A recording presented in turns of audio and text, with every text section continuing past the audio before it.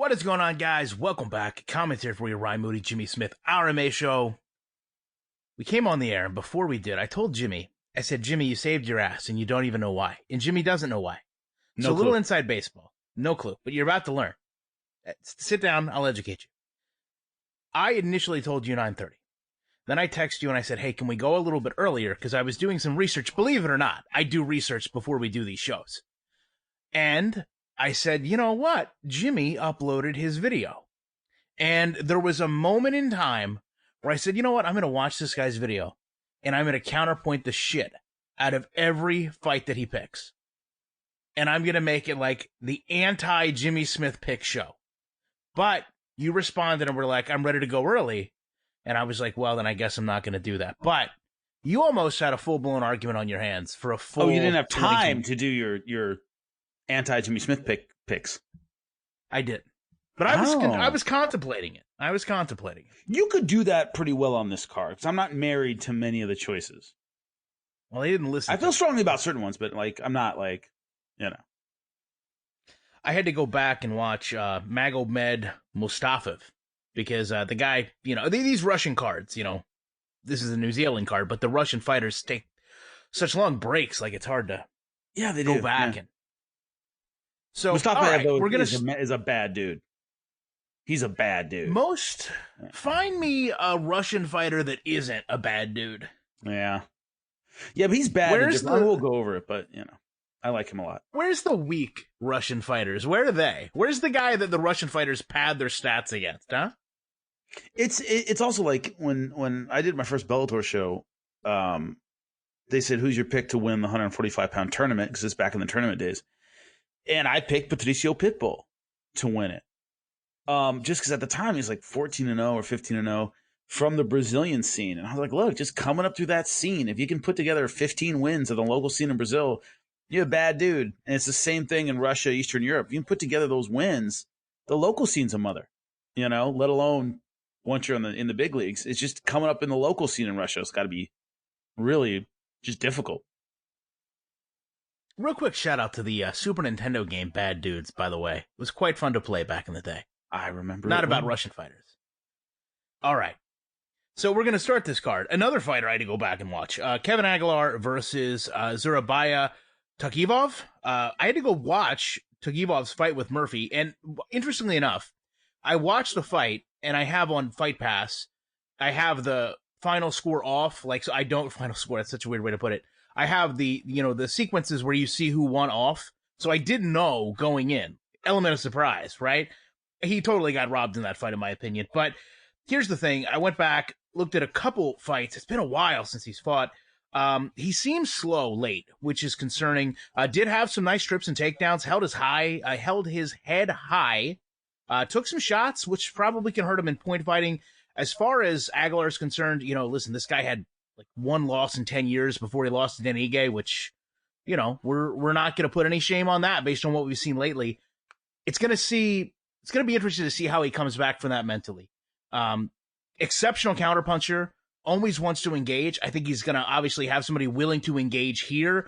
I'm going to go with Kevin Aguilar. I went with Kevin Aguilar because I don't like the pacing of Kovukov. I don't like his tendency to start quick. If you look at the Murphy fight, he was destroying Murphy in the first round. And then whether or not you think he got robbed, which is a totally valid opinion, he certainly slowed down rounds 2 and 3. He started off probably a 10-8 round and then tapered off severely after that. And Aguilar, if you look at the Dan Ige fight, Ige kicked his ass in round 1. And then Aguilar stayed in it, stayed tough, good scrambles. I like what he saw on the ground, good transitions. But just a tough dude. He was cut up, beat up, and never quit. Never took a step back. And you can almost see Ige kind of like, God, is this guy going to quit? I'm all right. I really put it on this guy, and yet I can't get him out of here. Very, very tough.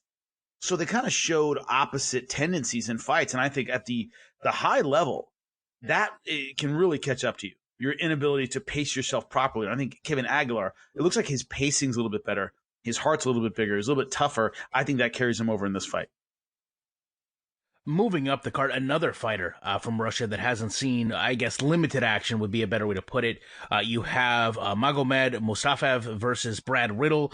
I will say, when I went back and looked, Mustafa has fought top-level guys. I mean, Kevin Lee, very dynamic, and obviously a 3-year layoff. You kind of wonder where all that is.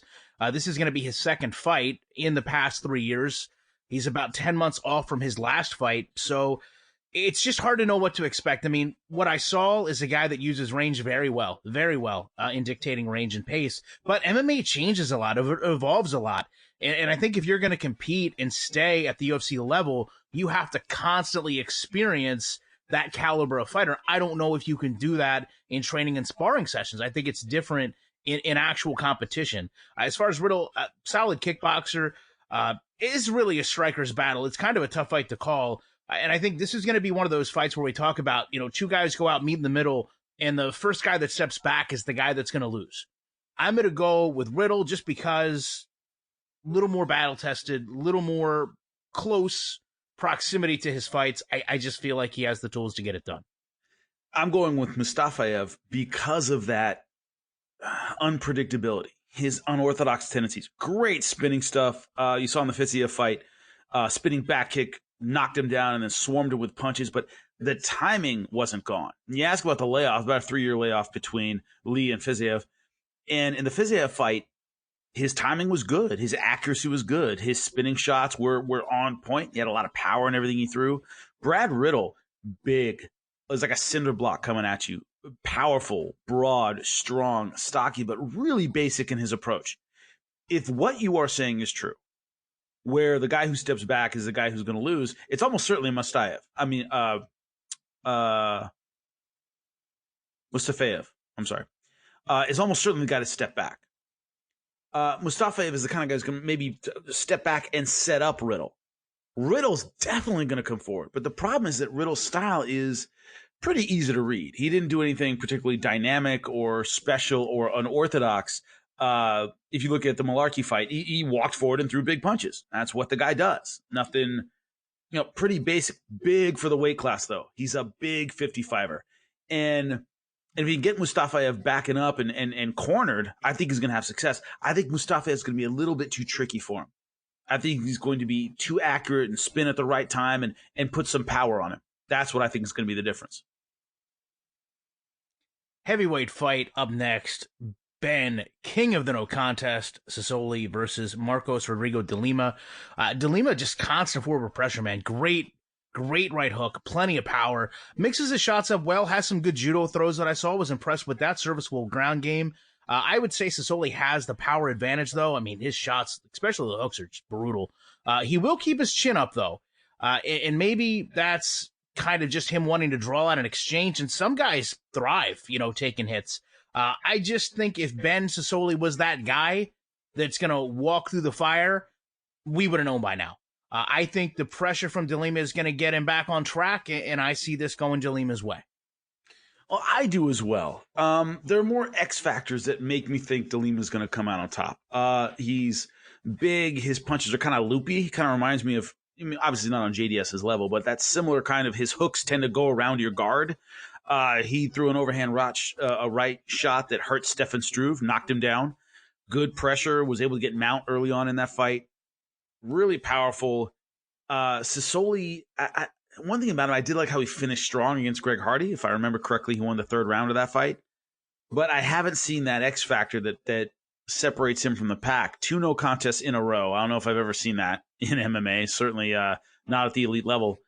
But it's one of those things where you're right. If he had that fire, if he had that special thing that would make him a next level heavyweight, I think we would have seen it by now, and we haven't. And with Rogerio de Lima, we've seen flashes of greatness. He hasn't been able to put it all together yet, but we see the physical ability. We see the power. We see the ground game. We see the size.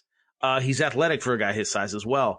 We've seen flashes of things. If he put it all together, he could make a run at heavyweight. Not saying he's, contender material, but he could have a decent run. I don't see that from Ben Sisoli, so I think a theme we've seen in the last few UFCs is kind of the separating from the wheat from the chaff in the heavyweight division. We're seeing a lot of that in these cards, and I think Sisoli is the guy who gets left behind. we get a critical matchup, an interesting matchup, an intriguing matchup. I dare I say, if one loses, loser leaves town matchup. And Karolina Kovukov versus, these names, man. Jan Zoyan, I guess. I mean, that's what I'm going to go with.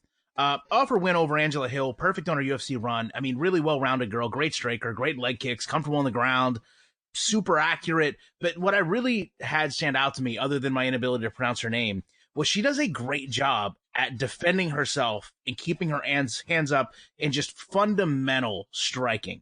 Carolina on the other side, if you look at this on paper, she does come in losing 3 of a row, and you can't look past that. But it's high-level girls. Grasso, Watterson, Andrade. She's really seen high-level competitors. So it's not as simple as I kind of made it out to be of, 4-0 in the UFC versus 1-3. I think she actually may be the better striker here. I think she loves to throw volume. And in a situation where I think this fight is going to go all the way, and most importantly, Carolina understands this may be her, you either win this fight or you're, on the fast track to Bellator. I think she is going to understand the gravity of this fight for her is much more meaningful than the showcase fight on the other side of this. And I'm going to actually pick her to pick up the slack a little bit, validate herself, maybe not as a contender, but stave off her exit from the UFC a little bit longer and picking up a win here. The key to this, and it's Xiaonan, that's okay, Xiaonan Yan. The difficulty for picking this one is I think Kovukov has had enough losses in the UFC that she's starting to doubt herself. Now, Yan had trouble with Angela Hill's ground game. That's very important to me. Kovukov likes to stand up. That's basically her thing, which isn't strange for this division. She tends to win when she does by decision. A lot of them go the distance at 115 pounds. I don't think she has the ground game to test Yan, and that's where Yan's going to have trouble at 115 is with the ground game. If you saw her fight with Angela Hill, at the end of the first round, she had a triangle sunk. 15 more seconds, I think that fight's over. She just ran out of time.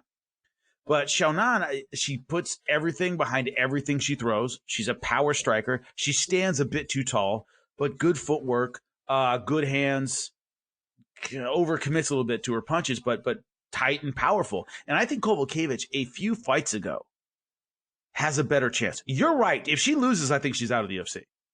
So it could be a motivator for her. But I think with the streak she's been on, there was a time when she was up there amongst the elite, but the last 3 in a row have really put a damper on her. I think it starts affecting your confidence. It starts affecting your mentality. I think she's gone too far over to be suddenly motivated and pull a rabbit out of her hat against Yan. I think she's on the downside, and this might be it for her. I think it's Xiaonan Yan. I could have just listened to it. I mean, honestly, at this point, we've disagreed more than we normally do. Maybe yeah, nice, huh? I know it's nice if I'm right and you're wrong. We can be controversial. We can be controversial. Moving forward, I'll tell you right now, Jimmy Crute. Dana White ruined Jimmy Crute for me because every time I see his name, I think back to that press conference where Dana was like, Jimmy Crute, you never heard of Jimmy Crute when someone was questioning the validity of a card. So he is going to get the spot here against another fantastic name, and Michael Olenzer we'll go with, right? No? Yes? I love how you just stop in the middle. What do you want to do? Listen, he's coming off a loss to OSP with the Von Fluk Oleg? Repeat after me. Oleg. Shay. Chuck. Oleg Shaychuk. Okay, and now exactly. We're teaching. There you go. Oleg Shaychuk. A learning moment. Look, you have no idea what it's like to have to memorize these things for television. Well, you get those fun pronunciation guides that tell you like how to say it in animal terms, like cow moo day. You know, they gave us, I don't do it anymore, audio files of them saying their names. So I have this weird thing where like I had to download all these audio files for certain shows or whatever. And a lot of times it automatically downloads on my iTunes. So I'll be like sitting there in my car, driving around, and I'll suddenly hear like, Rafael dos Anjos. I'm not joking. I'll hear a fighter like say their name because it's on my phone somewhere still. You You could have some really interesting prank calls with that. I could. Yeah. We drove off the path. Alexei Olenek. Yeah. What, you didn't delete those? You're just, what are you keeping there for posterity's sake? No, I thought I had deleted them, but for some reason, a few days ago, like one of them like popped up on my iTunes for no reason. So I got to make sure they're not around somewhere, you know. Shit gets on the cloud, all this weird stuff. You know how it is. Where were you when that happened? I was driving. You were just, so I had my phone plugged into the listen to my music, and suddenly like a fighter saying their name. Yeah, that is a uniquely Jimmy Smith problem. God, I have a lot of uniquely Jimmy Smith problems. Well, a lot of my problems are just unique to me. No one else on earth has ever gone through this stuff. It's weird. Yeah, agreed. No one. Yeah, it's so true. Yeah, no one has had this fighter name while driving thing occur. If they have, then they get 1,000 points for posting it in the comment section. Jimmy Crute, though, has lost. He's coming off like these are the two fighters that have the weirdest friggin' losses: the Von Flue choke and the Peruvian necktie. Like, how do you get losses to like this? I think Crute has a little bit less power. It's going to be interesting to me if he can rely on his ground game because it's there. We've just not seen it at the UFC level. I mean, I've seen, level changes and takedowns. I've just not seen him consistently do it. And one of the things he worries me with, words are tough, is, man, when he gets tired or late in rounds, he just gets reckless. And that seems like a really bad recipe here. So I'm going to pick Jimmy Crute to lose. Yeah, I'm going with Holoshejik. I think he's a little more accurate when both guys throw big punches. Both guys are aggressive. Both guys have similar qualities, especially with the stand-up. But Holoshejik, what he's able to do is he can beat you going backward. He has very good timing on his hooks. He has very good accuracy on his power shots. He can deal with somebody sprinting right at him, which if you watch the Aguilar fight, that's what happened. He came out like he was shot out of a cannon, and Holoshejik stepped back and hit him with a beautiful left hook, floored him 3 or 4 times, and then finally finished him. John Volante, hard guy to finish. Holoshejik was able to do it. And Crute, if you look at that Peruvian necktie, and I don't know, in OSP, to continue with Holoshejik, he hurt OSP several times in their fight in the first round, but veteran guys who can kind of weather the storm, which OSP did, are going to be his kryptonite. Is Jimmy Crute that guy? I don't think so. So when you look at the Peruvian necktie loss for Jimmy Crute, he tried to roll out of a Peruvian necktie. All that happens when you roll out of a Peruvian necktie is you tap out upside down. All you have to do is you got to push the leg off your head. I know it's easier said than done, but his first instinct was to roll forward, which is really bad. So there's certain technical deficits. He had his moments in that fight against Misha Serkinov, but when it came to the technical ground game, he just wasn't there. He needs to win fights on his feet, and I think against Holoshejik, he doesn't have the tools to do that. When you slipped up and said shot out of a canyon, I initially thought of Wile E. Coyote getting shot out of like the Grand Canyon, and the look on his face. That's not wrong. That's not wrong. No, it's not. I think that's a great metaphor. I should have said that. Shot out of a canyon. All right. 1830. Wile E. Coyote. We start. We literally, just for the record, we're going to run this one by itself, but you guys hated, and I mean hated, when we did the fights individually.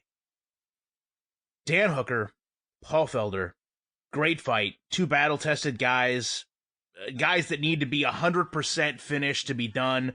Plus, with our recent run of wrestling-inspired banter, the Irish Dragon versus the Hangman, like this is like total 1980s. It's pretty sweet. Yeah, total 1980s WWE, right? Also, I do want to point out, it has that classic wrestling heat because I'm sure, as you remember all too well, this was one of the scenarios where a fighter doing commentary and going into the cage actually created a little bit of controversy because when they were doing the post-fight interview that went south, it was like, yeah, I'm going to fight you. Or the guy beside me I want to fight. So a lot of variables to this that have changed, which we're going to talk just a minute. Hooker obviously comes in, impressive win over Raging Al. Hometown main event. I love this guy, man. Willing to fight, really patient, solid kickboxing base, incredible, massive left hook, decent left kicks. Actually, a lot of his shots if you go back and watch, they come from the left, but he does such a great job with fakes and feints. It doesn't really become predictable. Felder does a great job at staying small, kind of that classic boxing combos, always throws 2 or 3 shots. Very solid defense. Nice overhand right, always follows it up with a left. So, I mean, there's some predictability with these guys. But I actually think Felder's really underrated in his elbows and his knees. And, to me, he just has to get inside for a lot of that to work. And Hooker is going to have a reach advantage here. We saw how that factored into the Iaquinta fight. To me, this is so even. It's about as even as I think it can get. The only variable that I really put into this, beside the recent, this was a really respectful fight. Up until just recently, Dan Hooker, whether he needed to or not, started to push it, in more of a rivalry-esque, look. I think maybe, I didn't hear exactly what Felder said, but he apparently made fun of his last name for, fill in the blank reasons because he's named Hooker. So this kind of took a strange personal twist at the last minute. But to me, man, I think the travel, the time, the crowd, I think that's where the biggest variable is. And I'm going to go with Dan Hooker with the caveat that I would absolutely love to see this fight get ran back in Philly. Obviously, if that happens, I'm going to pick Paul Felder. I can see both guys wearing it after this fight. And I think this is really going to be like a beautifully brutal fight. And I'm really looking forward to it. This one could have easily co-mained a pay-per-view and I would have been extremely happy. Yeah, I think it's a great fight. Range is often a factor in fights. It's often a big factor in fights. This is everything to me. Dan Hooker, great range, throws wide hooks, wide punches, wide uppercuts, catches you at a distance. You're not quite ready for it. That's what happens with James Vick. Has real power, tends to let his hands float by his nipples, not really solid with the defense, but he believes he can blast you from outside. Paul Felder gets in range, and he will elbow your brain out of the back of your skull. Great knees, great clinch work, great ground and pound. Once he gets in close, in the phone booth, that kind of fight, Paul Felder can hurt you, and he can hurt you bad. So that's factor number one, is what range is it going to be at? My X factor there is I think Paul Felder is okay at range. Meaning, even if it's an outside fight, Dan Hooker certainly has the advantage. But Paul Felder is no slouch in the outside game. Also, Paul Felder has just been through bigger fights with bigger opponents in the UFC throughout most of his career. I think his experience factor will play in this fight rounds 4 and 5. I think as the fight draws on, it gets longer and longer and longer. Paul Felder has more and more of an advantage. And I think if he does get the finish, it's going to be late. I think it's going to be grueling. It's going to be ugly. It's going to be difficult. And just having been through the fire a bit more will be the difference in this fight. I'm going with Paul Felder. Well, with that said, we absolutely appreciate you guys going with us, supporting our podcast so much. We will be back very shortly with more commentary.